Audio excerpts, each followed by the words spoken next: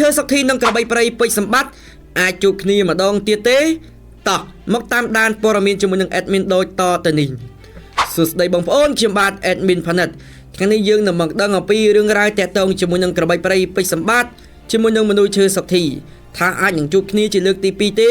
នៅលើលក្ខខណ្ឌកងចេញរៀម5ទឹកចឹងយើងឃើញហើយថាកាលពីថ្ងៃទី28កន្លងទៅនេះគឺមនុស្សឈើសុកធីគាត់ធ្វើបានយ៉ាងល្អមែនទែនដោយឈ្នះពិន្ទុ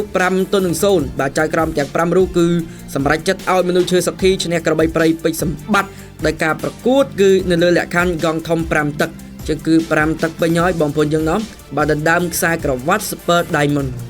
អ្នកគ្រប់គ្រងជាច្រើនកំពុងតែចោទសួរនិងឆ្ងល់ពីបាទសំណួរមួយ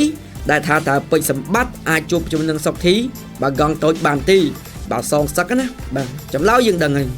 សុកធីគាត់ថាបើសិនជាប្រកួតកងតូចគឺគាត់អត់ប្រកួតទេដោយសារតែគាត់មានបញ្ហាឆ្អឹងដៃម្រាមដៃរបស់គាត់ណាប៉ុន្តែបើសិនជាសងសឹកក្នុងប្រភេទទម្ងន់60គីឡូក្រាមនេះហើយប្រកួតបាទលើលក្ខខណ្ឌដដែលហើយសងសឹកគាត់យល់ព្រមបាទស៊ីសងទៅលើកម្មវិធីអ្នកដែលរៀបចំឲ្យគាត់ទិញអញ្ចឹងចំពោះប្រធានបទមួយនេះ admin សូមបញ្ចប់ត្រឹមតែប៉ុណ្្នឹងជួបគ្នានៅវីដេអូក្រោយៗទៀតសូមអរគុណ